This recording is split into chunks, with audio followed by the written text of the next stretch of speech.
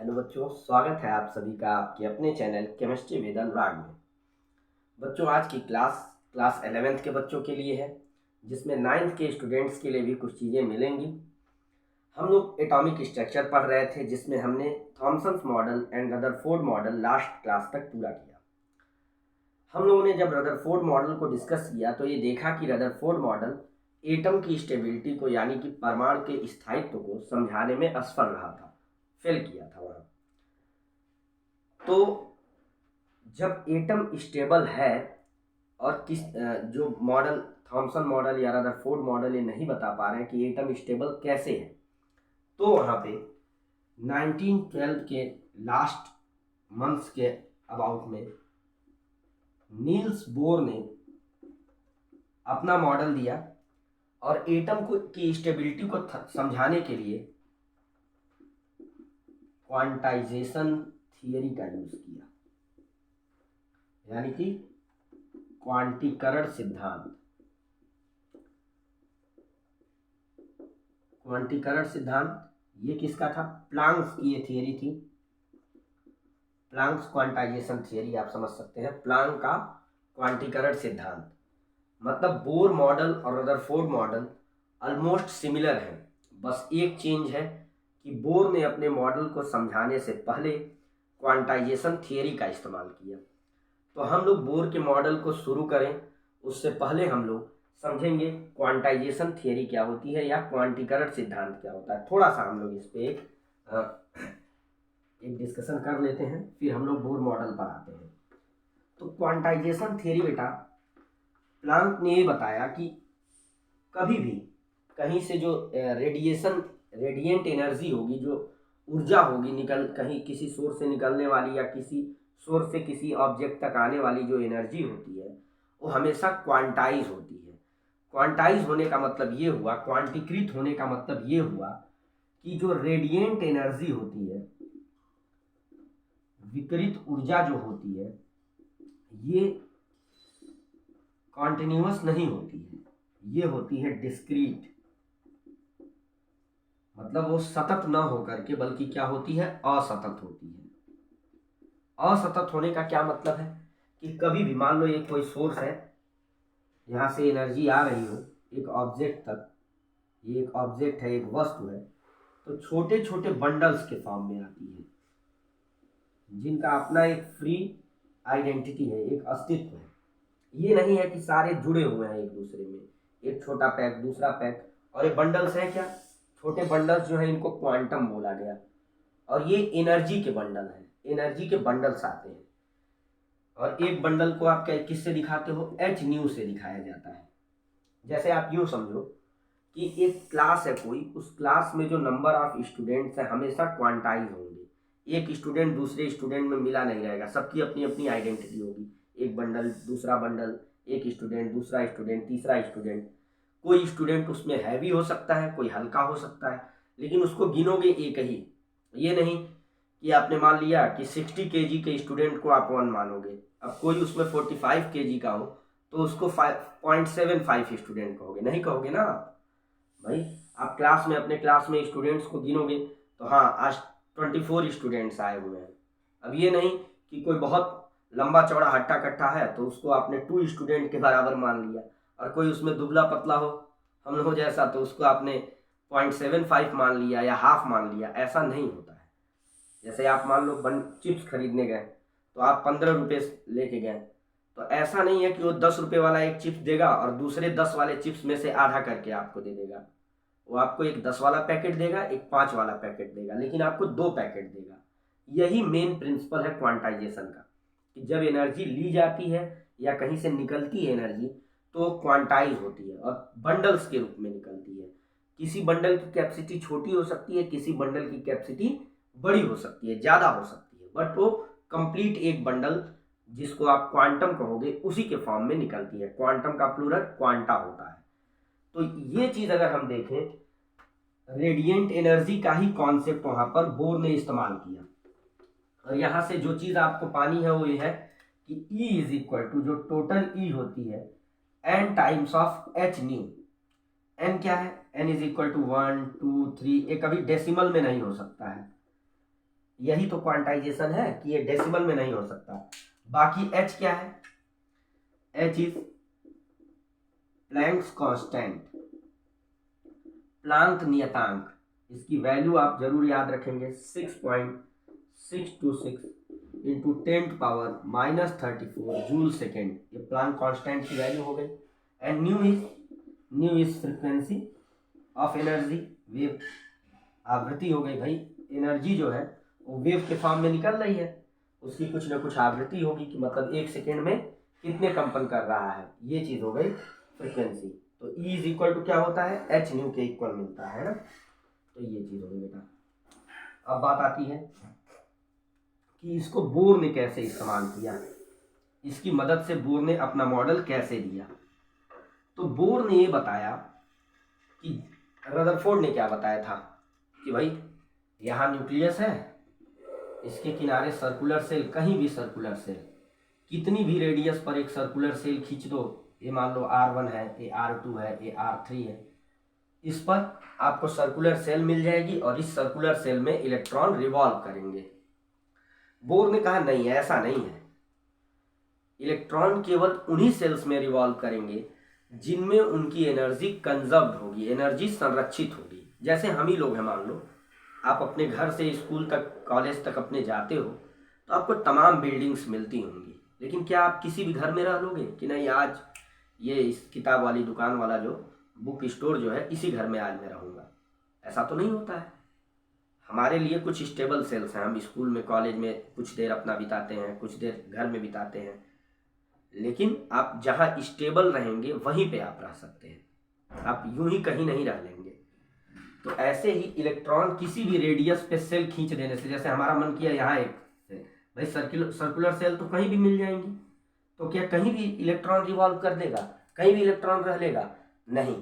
Bore ने बताया, Rutherford ने क्या बताया कि इलेक्ट्रॉन किसी भी सेल में रह सकता है, किसी भी सर्कुलर सेल में रह सकता है, कहीं भी, जितने भी पॉसिबल हैं। बोर ने बोला नहीं, केवल उन्हीं सेल्स में रहेंगे जहां पर एनर्जी क्या होगी, एनर्जी जहां पर कंजर्व होगी। अब ये 9th के बच्चों के लिए बस बात है इतनी, 11th के बच्चों को ये भी बताना होगा। जब आप 11th के स्टूडेंट के फॉर्म में इस चीज को डिस्कस कर रहे होंगे तो अब यहाँ से सवाल ये उठेगा कि किसमें ऊर्जा संरक्षित रहेगी, कहाँ पर एनर्जी कंजर्व रहेगी।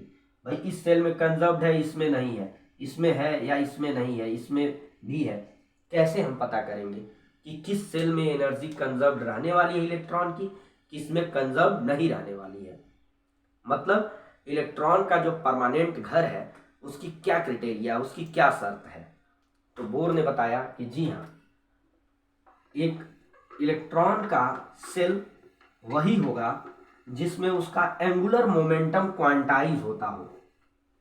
एंगुलर मोमेंटम क्वांटाइज होने का मतलब ये हुआ, आप समझ रहे होंगे, एंगुलर मोमेंटम आपने फिजिक्स में पढ़ा होगा। जैसे ये सेल है, ये मान लो यहाँ कुछ रेडियस मिलेगी, इलेक्ट्रॉन की कुछ वेलोसिटी मिलेगी, तो mv ये होता है मोमेंटम। जब आप इसमें रेडियस से मल्टीप्लाई करते हो तो mvr, ये क्या मिल गया, एंगुलर मोमेंटम। एंगुलर मोमेंटम मतलब कोणीय संवेग, इसको बोलते हैं कोणीय संवेग। तो बोर ने बताया कि इलेक्ट्रॉन केवल उन्हीं सेल्स में रहेंगे जिसमें इनका कोणीय संवेग h/2π का पूर्ण गुणक होगा। मतलब electron only revolve in those cells in which their angular momentum get quantized, or angular momentum is an integral multiple of h/2π।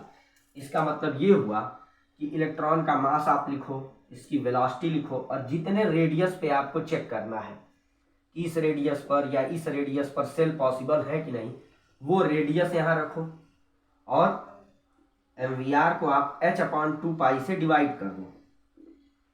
अगर ये वैल्यू 1, 2, 3 या यूं समझिए कि n के इक्वल मिल रही हो, n मीन्स पॉजिटिव इंटीजर्स मिल रही है, तब समझिए कि उस सेल में इलेक्ट्रॉन रिवॉल्व करेगा।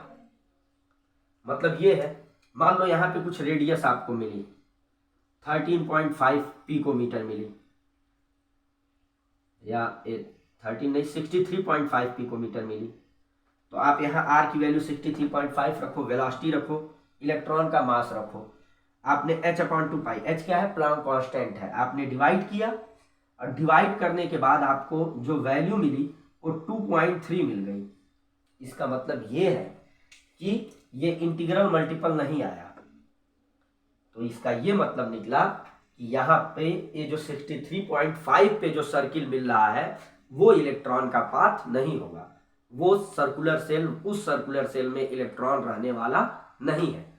और आपने यही 70 पिकोमीटर या मान लो 71 पिकोमीटर पर आपने एक सेल खींची, ऐसे 71 पिकोमीटर पर, मतलब r की जगह पे आपने रखा 71 पिकोमीटर, और फिर आपने h/2 से डिवाइड किया और आपको जो n की वैल्यू मिली वो 3 मिल गई। इसका मतलब ये है कि 71 पिकोमीटर पर एक सेल पॉसिबल होगी जिसमें इलेक्ट्रॉन रहेगा, और वो कौन सी सेल होगी, n की वैल्यू कितनी आई है, 3 आई हुई है, तो वो थर्ड सेल हो जाएगी। तो आपको समझना ये है कि इलेक्ट्रॉन केवल उन्हीं सेल्स में रहते हैं जिनका एंगुलर मोमेंटम h/2 का इंटीग्रल मल्टीपल मिलता है जिसमें इलेक्ट्रॉन का, है ना। तो ये कहानी थी कि किस सेल में इलेक्ट्रॉन रहेंगे, किस में नहीं रहेंगे। यही फर्क है रदरफोर्ड मॉडल और बोर मॉडल में मेन। अब बात आती है कि इन सेल्स को क्या नाम दिया गया, तो बोर ने इन सेल्स को नाम दिया,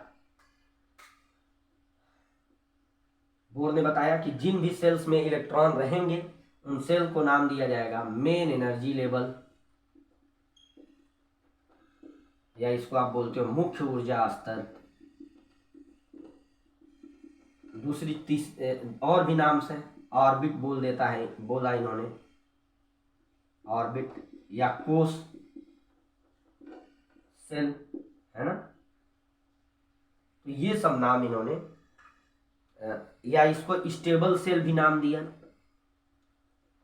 स्टेबल सेल, स्थायी कोष, स्थायी कक्षा, ये तमाम नाम है। और स्थायी कक्षा की शर्त क्या होगी, MVR should be equal to n times of h/2 where n is 1 2 3 और एनी अदर पॉजिटिव इंटीजर, है ना। तो जो कोणीय संवेग है वो h/2 का पूर्ण गुणक होना चाहिए, जहां h क्या है, प्लांक्स कांस्टेंट है। तो ये चीज हो गई।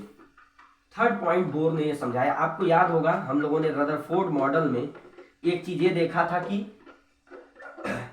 वो लीनियर स्पेक्ट्रा को डिस्कस नहीं कर सका था कि कहाँ से एटम से लीनियर स्पेक्ट्रा या रेखी वर्णक्रम कहाँ से आता है, ये चीज नहीं समझा पाए थे।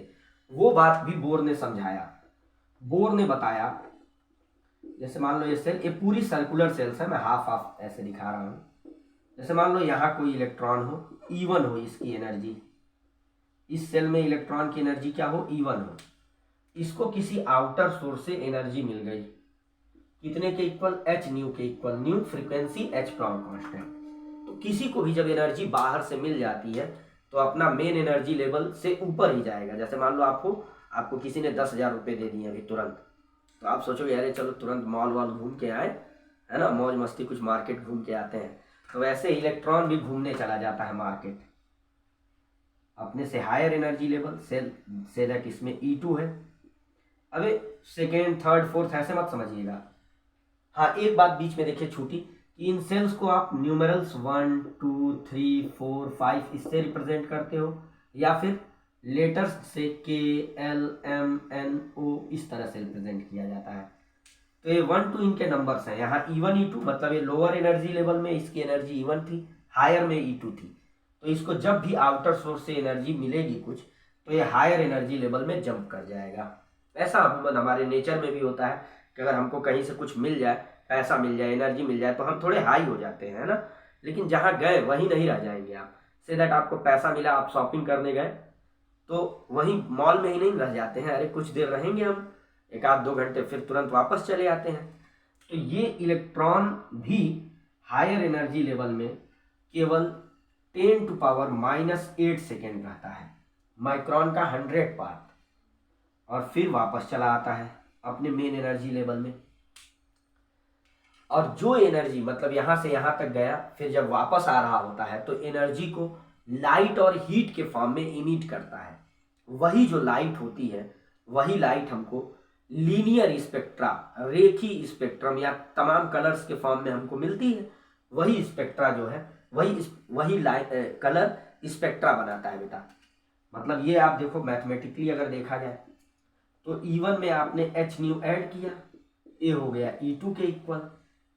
This implies h nu is equal to E2 minus E1। This implies nu is equal to E2 minus E1 upon h। मतलब जितनी एनर्जी आप देंगे बाहर से और इन दोनों सेल्स का जो गैप होगा, E2 में से E1 डिवाइड किया, प्लांक कांस्टेंट से डिवाइड कर दिया, इसको सब्ट्रैक्ट करके जो फ्रीक्वेंसी आई, आप जानते हैं आपने 10th में पढ़ रखा होगा कि हर, ये 9th के लिए चीज़ नहीं है, ये आप समझिएगा, ये 11th के बच्चों के लिए है। बस बोर मॉडल का ये सेक्शन 11th के स्टूडेंट्स के लिए है। आपने पढ़ रखा होगा हर एक कलर की एक खास फ्रीक्वेंसी एंड वेवलेंथ होती है। तो जैसी फ्रीक्वेंसी मिलेगी उसी कलर की लाइट इमिट करता है एटम, किसी आउटर सोर्स से एनर्जी मिलने के बाद, किसी बाह्य स्रोत से ऊर्जा मिलने के बाद, और यही उसका रेखी स्पेक्ट्रम बनाता है, लीनियर स्पेक्ट्रा बनाता है, रेखी वर्णक्रम या लीनियर स्पेक्ट्रम। तो ये चीज भी डिस्कस कर दिया बोर मॉडल ने। तो मेन यही बात थी। बोर मॉडल और रदरफोर्ड, बोर मॉडल ऑलमोस्ट खत्म हुआ है ना। तो रदरफोर्ड मॉडल में हमने क्या पढ़ा कि भाई एटम में जो न्यूक्लियस है उसके चारों तरफ जो सर्कुलर सेल्स हैं उसमें कहीं भी इलेक्ट्रॉन रह सकता है, लेकिन बोर ने बताया नहीं, कहीं भी नहीं रहेगा, सिर्फ वहीं रहेगा जो जहां उसकी एनर्जी कंजर्व होगी, जहां उसकी ऊर्जा संरक्षित होगी। बात ये आई कि कहाँ पे रहने पे ऊर्जा संरक्षित होगी। बोर साहब से लोगों ने पूछा होगा कहाँ रहेगी, कहाँ पे, किस सेल में एनर्जी कंजर्व है, कहाँ नहीं है। तो बोर ने बताया हाँ, इसका जवाब ये है कि जिसमें एंगुलर मोमेंटम इलेक्ट्रॉन का h/2 का इंटीग्रल मल्टीपल मिल रहा है वो सेल स्टेबल सेल है, और वहां पर इलेक्ट्रॉन रिवॉल्व करता है तो स्टेशनरी वेव प्रोड्यूस करता है। आप पढ़ेंगे आगे फिजिक्स में ये चीज़ें कि वेव्स जो है दो तरह की होती हैं, stationary wave and progressive wave. Stationary wave अगर कोई पार्टिकल प्रोड्यूस कर रहा है कहीं भी, तो इसका ये मतलब है कि वो अपनी एनर्जी को कंजर्व्ड रख रहा है, अगर स्थायी तरंगें उत्पन्न कर रहा है। और अगर प्रगामी तरंगें उत्पन्न कर रहा है प्रोग्रेसिव, तो उसकी एनर्जी घट रही होगी या बढ़ रही होगी, है ना। तो ये चीज़ फिजिक्स का मसला है। तो यहाँ से बोर ने लीनियर स्पेक्ट्रा को भी समझा दिया, स्टेबिलिटी को भी समझा दिया। तो अब हम लोग बात करते हैं कि ये इनके किन किन पॉइंट्स पे ये फेल किए। भाई बोर भी फेल हुए ना, तब ना आज हमारे पास ऑर्बिटल्स वगैरह है, SPDF मॉडल है, श्रोडिंगर मॉडल जिसको बोलते हो आप, या क्वांटम मॉडल जिसको बोलते हो। तो इनके ड्रॉबैक्स हम लोग पढ़ लेते हैं। ड्रॉबैक्स में या इनकी लिमिटेशंस जो थी, सीमाएं जो थी, कमियां। तो पहली बात तो ये केवल mono electronic system, hydrogen atom and like systems, मतलब हाइड्रोजन और उसके जैसे जो सिस्टम है, इसके जैसे सिस्टम का मतलब He+, Li++, बेरिलियम+3। अमूमन लिथियम पे सिंगल प्लस आता है, लेकिन अगर डबल प्लस आ गया, एक इलेक्ट्रॉन और आपने निकाल दिया, तो हाइड्रोजन की तरह से हो जाएगा। हाइड्रोजन की तरह से हो जाना मतलब मोनो इलेक्ट्रॉनिक सिस्टम्स के लिए एक पर एक इलेक्ट्रॉनिक, जिसमें केवल एक इलेक्ट्रॉन हो, केवल ऐसे सिस्टम, ऐसे निकायों की व्याख्या कर पाता है। Means Bohr model explains only about mono electronic systems और हाइड्रोजन लाइक सिस्टम्स। केवल हाइड्रोजन के जैसे जो निकाय है, जो सिस्टम्स है, उनको एक्सप्लेन कर पाता है, उससे आगे ये नहीं बढ़ पाता है। ठीक है, क्योंकि अभी आपने देखा कि एक इलेक्ट्रॉन आउटर सोर्स से एनर्जी पा रहा है, फिर वो जंप कर रहा है। मान लो उसी सेल में एक से ज्यादा इलेक्ट्रॉन हो तो फिर कौन लेगा इलेक्ट्रॉन, कौन सा इलेक्ट्रॉन पहले एनर्जी लेगा, या सारे के सारे इलेक्ट्रॉन एनर्जी लेंगे और हायर लेवल में जाएंगे। ये सारी बातें बताने में बोर मॉडल फेल कर गया। दूसरी चीज कि लीनियर स्पेक्ट्रा तो इन्होंने समझाया, लीनियर स्पेक्ट्रा तो समझा लिया इन्होंने, रेखी स्पेक्ट्रा तो समझाया, लेकिन रेखी स्पेक्ट्रा में कुछ सूक्ष्म रेखाएं होती हैं, फाइन लाइंस होती हैं। सूक्ष्म रेखाएं, उनके बारे में ये कुछ नहीं बता पाए। खैर ये बहुत बड़ा ड्रॉबैक नहीं था, बेचारे लीनियर स्पेक्ट्रा तो समझा ही रहे हैं। अब हमारी डिमांड बढ़ती जा रही है कि लीनियर स्पेक्ट्रा में जो फाइन लाइन्स है, मतलब एक कलर है, मान लो येलो कलर मिला, तो येलो कलर में भी अलग अलग फ्रिक्वेंसीज पे अलग अलग छोटी पतली लाइंस मिलेंगी, जो आपको स्ट्रॉन्ग माइक्रोस्कोप से देखने के बाद, इलेक्ट्रॉनिक माइक्रोस्कोप से देखने के बाद वो लाइंस आपको दिखेंगी। फिजिक्स में आप फ्रिंज बनाएंगे आगे की क्लासेस में, तो वो जो फाइन लाइंस है वो कहाँ से आ गई। चलो इनका मॉडल ने ये समझा दिया कि रेखी स्पेक्ट्रा कहाँ से आया, लीनियर स्पेक्ट्रा कहाँ से आया, बट उसके अंदर जो फाइन लाइन है वो कहाँ से आई, ये बेचारे नहीं बता पाए। तो खैर बेचारा ही कहिए, क्योंकि ये तो मतलब ये हुआ ना कि बाल की खाल निकालना, तो ये बहुत बड़ा ड्रॉबैक नहीं, ये बड़ा ड्रॉबैक था। कुछ और ऐसी ही चीज़ें थी इनके ड्रॉबैक्स में। जैसे एक ड्रॉबैक ये भी था कि बोर मॉडल केवल और केवल बोर मॉडल जो है दो इफेक्ट्स हैं, जीमान इफेक्ट, जीमान प्रभाव और स्टार्क प्रभाव। आयरन मैन वाला टोनी स्टार्क नहीं है ना, इन दोनों प्रभावों को, जीमान प्रभाव और स्टार्क प्रभाव को समझाने में असफल रहा। अब ये समझ लीजिए कि प्रभाव क्या है, बहुत इजी सी चीज़ है कि जैसे आपने एक स्पेक्ट्रल लाइन ली, एक कोई कलर का आपने एक लाइन लिया, इसको अगर आप मैग्नेटिक एक्सटर्नल मैग्नेटिक फील्ड में एक्सपोज करते हैं, जैसे ये नॉर्थ पोल या साउथ पोल, तो यही जो लाइन है बेटा ये 3 लाइंस में डिवाइड हो जाती है ऐसे। तो ये क्यों डिवाइड हुई, एक्सटर्नल, ये जीमान इफेक्ट होता है। स्टार्क इफेक्ट क्या होता है कि आपने एक फाइन लाइन लिया, इसको आपने एक्सटर्नल मैग्नेटिक फील्ड में रख दिया, पॉजिटिव नेगेटिव, तो ये भी 3 लाइंस में टूट जाती है ऐसे, फर्स्ट सेकेंड थर्ड लाइन। तो ये स्टार्क प्रभाव है, मतलब किसी भी रेखी स्पेक्ट्रा के एक रेखा को बाह्य चुंबकीय क्षेत्र में रखने पर यह 3 रेखाओं में विभाजित हो जाती है, तो घटना जीमान प्रभाव कहलाती है। Means breaking of a single spectral line when it is exposed in outer magnetic field is called Zeeman effect. और यही जब आप इलेक्ट्रिकल फील्ड देते हो तब जब टूटता है, विद्युत क्षेत्र में जब टूटता है, तो इसको आप बोलते हो स्टार्क इफेक्ट। तो ये क्यों टूटी ये लाइंस, ये समझाने में बोर मॉडल फेल कर गया। तो ठीक है, अभी इतना कुछ बोर बताने भी नहीं गए थे, स्टेबिलिटी समझा रहे थे और लीनियर स्पेक्ट्रा, चूंकि उसके पिछले मॉडल में केवल यही ड्रॉबैक्स आए थे, तो उन्हीं ड्रॉबैक्स पे उन्होंने फोकस किया और क्वांटाइजेशन थियरी से दूर कर दिया, तो ये चीज़ें उस डिस्कशन में नहीं आ पाई। तो ये भी लेकिन है भाई, ड्रॉबैक है तो है, हमको डिस्कस करना है। और ये समझेंगे कि ये मतलब हायर लेवल की बात हो गई। जब आप बोर मॉडल डिस्कस कर रहे हो तो 9th वगैरह के बच्चों के लिए तो ये दूर दूर तक इन चीज़ों को नहीं जानना है, 11th के बच्चे इसको एक बार जरूर देख लेंगे। चलिए अब हम बात करते हैं कि क्या इनकी बुराइयां ही थी, केवल ड्रॉबैक्स ही ड्रॉबैक्स थे, या कोई अचीवमेंट भी था बोर मॉडल का। भाई बंदा जो है क्वांटाइजेशन थियरी यूज कर रहा है तो कुछ तो अचीवमेंट्स होंगे। तो हम लोग पहला मॉडल है जिसका हम लोग अचीवमेंट भी डिस्कस करेंगे, Thompson model and Rutherford model की हमने केवल लिमिटेशंस या ड्रॉबैक्स को डिस्कस किया था। अब हम लोग डिस्कस करने जा रहे हैं achievements of Bohr model, Bohr model की उपलब्धियां, कि क्या क्या चीजें हमने हासिल की बोर मॉडल से। तो पहली चीज तो ये है कि बोर साहब ने एक फार्मूला दिया, बोर्स फार्मूला समझ सकते हैं, बोर सूत्र दिया। किस चीज के लिए, किसी भी सेल का कोई इलेक्ट्रॉन हो, उस इलेक्ट्रॉन की एनर्जी निकालने के लिए En is equal to -2 pi square m e square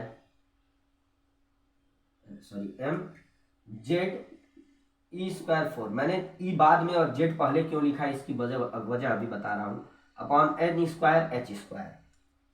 तो ये मतलब बोर मॉडल पढ़ा आपने तो आपको पाइए मजे, बोर मॉडल पढ़ने के बाद आपको मजे मिले, है ना, पाई मजे, पाइए मजे। और एक नंबर याद कर लीजिए 2124, मतलब पाई पे पावर 2, m पे power 1, z to power 2, e to power 4। तो एक ट्रिक मतलब मैंने बना रखा है अपने लिए, upon n square h square. तो किसी भी सेल में जो इलेक्ट्रॉन की एनर्जी होगी वो क्या होती है, -2π²m/z² e⁴/n²h²। भाई सारी वैल्यूज आप जानते हैं। पाई इज इक्वल टू 3.14 या 22/7। m is equal to mass of electron, electron का द्रव्यमान जो कितना होता है 9.1 × 10⁻31 kg। जेड क्या है भाई, एटॉमिक नंबर, परमाणु संख्या रहेगी। जिस भी एटम की हम बात करेंगे उसका परमाणु क्रमांक या परमाणु संख्या रहेगी। ई क्या है, charge of electron means 1 point, इसका मैग्नीट्यूड केवल 1.6 × 10⁻19 कूलम। एन क्या है, नंबर ऑफ सेल, जिस सेल में इलेक्ट्रॉन की एनर्जी आपको E1 निकालना है तो एन की वैल्यू 1, E2 निकालना है एन की value 2। N means number of shell, number of shell मतलब कोष की संख्या, कोष की संख्या लिख दिया हमने। और H अगर हमें लिखना है, H is Planck constant 6.626 × 10⁻34 joule second. तो ये चीज हो गया एनर्जी ऑफ इलेक्ट्रॉन निकालने का। और ये सारी वैल्यूज आप पुट करके एनर्जी कैलकुलेट कर सकते हैं हम लोग। तो चलिए वैल्यूज आप पुट करिए, आप करके देखेंगे। मैं सीधे वैल्यूज लिख रहा हूं, आपको यही वैल्यूज मिलेंगी। जैसे आपने इस फार्मूले में ये सारी वैल्यूज पुट की तो आपको En मिलने वाला है -21.6 × 10⁻19 जूल पर एटम अपॉन n²h²। h² भी तो चला गया, n²। z यानी कि हमने कितना रख दिया, z इज इक्वल टू 1, यानी कि वैल्यू हमने किसके लिए निकाली, फॉर हाइड्रोजन एटम। हाइड्रोजन परमाणु के लिए अगर En कैलकुलेट करें इन वैल्यूज के साथ तो आपको पहले ये वैल्यू मिलने वाली है -21.6 × 10⁻19 जूल पर एटम अपॉन n², है ना। अब देखिए और ये करके देखिएगा कि मैं सही हूं या गलत हूं, है ना। आप ये वैल्यूज पुट करिएगा, कैलकुलेशन करिएगा। आप जानते हो जूल से एक छोटी यूनिट भी होती है इलेक्ट्रॉन वोल्ट। तो 1 इलेक्ट्रॉन वोल्ट क्या होता है 1.6 × 10⁻19 जूल। तो ये वैल्यू अगर हम पुट करें, मतलब इससे डिवाइड कर देंगे तो हमको En क्या मिलने वाला है, माइनस ये 21.8 बेटा, -13.6 इलेक्ट्रॉन वोल्ट पर एटम। ये भी एक वैल्यू मिल जाती है En की। आप n की वैल्यू रखते जाओ, आंसर पाते जाइए। आपसे पूछ दिया कि for hydrogen atom find out the energy associated with first cell, पहले सेल की ऊर्जा ज्ञात करिए। तो n की वैल्यू आपको क्या रख देनी होगी, बस 1 जूल में निकालनी होगी। तो यहाँ ये फार्मूला, इलेक्ट्रॉन वोल्ट में निकालनी होगी तो ये फार्मूला। अगर मान लो ये तो सिंगल एटम के लिए है, 1 मोल एटम के लिए बात होती तो आप जानते हो 1 मोल का मतलब क्या होता है, 6.022 × 10⁻23 होती है ना ये चीज। तो आप इसमें एवोगैड्रो नंबर से मल्टीप्लाई कर देते हैं, मोल कॉन्सेप्ट में आपने पढ़ रखा है ये चीज। तब आपको क्या मिलता, इस फार्मूले से मिलता En is equal to -1312 upon n² kilo joule per mole या किलो जूल पर ग्राम एटम, ग्राम परमाणु। ये 3 फार्मूले हो गए एनर्जी के लिए, ठीक है। ये सारा उसी जो मेन फार्मूला हमने लिखा है बोर फार्मूला, उसी से हम लोग निकाल रहे हैं, ठीक है। तो ये एनर्जी निकाल, पहला अचीवमेंट बोर मॉडल का ये था कि किसी भी सेल के इलेक्ट्रॉन की एनर्जी निकाली जा सकती है। दूसरी चीज क्या थी, दूसरी चीज थी कि किसी भी सेल की रेडियस कैलकुलेट की जा सकती है। किसी एटम के लिए first shell, second shell, third shell की रेडियस आप निकाल सकते हो, फोर्थ सेल किसी की भी। फार्मूला क्या दिया था, second point, radius of shell, कोष की त्रिज्या निकालने का सूत्र इन्होंने दिया कि Rn is equal to R0 n² upon Z। R0 क्या है, रेडियस ऑफ फर्स्ट सेल, पहले सेल की ऊर्जा, पहले कोष की ऊर्जा, जो बोर ने बताया ये होती है 52.9 पिकोमीटर। पिकोमीटर मतलब 52.9 इंटू 10⁻⁻12 मीटर, ये बताया। पहले सेल की ऊर्जा आप रख दीजिए। मान लिया आपसे पूछा गया R2 कैलकुलेट करिए हाइड्रोजन के लिए, तो R2 is equal to 52.9 picometer into 2 का स्क्वायर अपॉन n की वैल्यू z की वैल्यू 1, तो ये आपको क्या मिल गया 4 टाइम्स ऑफ 52.9 पिकोमीटर। बस हो गया जवाब है आपका। तो इस तरीके से आप जो है कैलकुलेट कर सकते हैं रेडियस। फिर हम बात करते हैं थर्ड पॉइंट, जो अचीवमेंट थी बोर की, वो ये थी कि किसी भी सेल के लिए इलेक्ट्रॉन की वेलोसिटी भी इस्टीमेट कर सकते हैं हम लोग। किसी सेल में कोई इलेक्ट्रॉन रिवॉल्व कर रहा है तो उसकी वेलोसिटी कितनी होगी, ये भी बोर ने निकाला था। Third point, V N is equal to V naught Z upon N. V naught क्या है, वेलोसिटी इन फर्स्ट सेल, पहले सेल में इलेक्ट्रॉन का वेग, वेलोसिटी वेग होता है ना, तो ये क्या हो गया, जैसे मान लो आपको थर्ड सेल में निकालना था, मान लो हीलियम के लिए He+ आयन के लिए निकालना था थर्ड सेल में V3, तो V नॉट की वैल्यू इन्होंने बताया था 2.188 इंटू 10⁻6 मीटर पर सेकेंड। ये वैल्यू हमने रखा 2.188 इंटू 10⁻6। जेड की वैल्यू, हीलियम के लिए जेड की वैल्यू होती है 2 अपॉन एन की वैल्यू कितनी है 3, थर्ड सेल के लिए निकालना है, इसको कैलकुलेट कर लो, मीटर पर सेकेंड में आपका आंसर मिल गया। हाइड्रोजन के लिए निकालना होता है, अमूमन हाइड्रोजन के लिए पूछता है, तो आप एन की वैल्यू क्या रखते हैं 1 रख लेते हैं। तो इस तरह से ये बोर मॉडल का अचीवमेंट था कि किसी भी सेल के लिए इलेक्ट्रॉन की एनर्जी, किसी सेल की रेडियस, किसी कोष की त्रिज्या और किसी कोष में चक्कर लगाते हुए इलेक्ट्रॉन का वेग, velocity of electron in any cell can be estimated by using Bohr's model. तो आज हम लोगों ने एक बहुत ही इंपॉर्टेंट टॉपिक बोर मॉडल को भी खत्म किया। अब आगे आप बहुत ही इंटरेस्टिंग चीज़ पाने वाले हैं, बोरबरी स्कीम। नेक्स्ट क्लास जो भी आपकी होगी, मतलब 2n² रूल, जो आप 2 8 18 इलेक्ट्रॉनिक कॉन्फ़िगरेशन लिखते हो, उस पर हम लोग पहुंचने की कोशिश करेंगे। तो बच्चों बने रहिए हमारे साथ, एक सीक्वेंस में बढ़िए आ गया। और मैंने पहले भी डिस्कस किया था atomic structure, periodic classification and chemical bonding, मतलब परमाणु संरचना, आवर्ती वर्गीकरण और रासायनिक आबंधन आपके लिए बहुत ही इंपॉर्टेंट टॉपिक्स हैं। इनको आप जरूर तैयार करें। अगर इसको आप तैयार कर लेंगे तो केमिस्ट्री से आप एक जुड़ाव महसूस करेंगे और केमिस्ट्री सीखने से आपको कोई रोक नहीं पाएगा। आप खुद को भी नहीं रोक पाएंगे केमिस्ट्री सीखने से, अगर आप ये 3 चैप्टर्स आप डिस्कस कर लेते हैं, अच्छे ढंग से तैयार कर लेते हैं। तो वीडियोस हमारे देखते रहें, और अगर पसंद आए तो अपने दोस्तों के साथ भी शेयर करिए। चैनल को ज़्यादा से ज़्यादा लोगों से सब्सक्राइब कराएं और बने रहिए हमारे साथ। Thank you, all the best.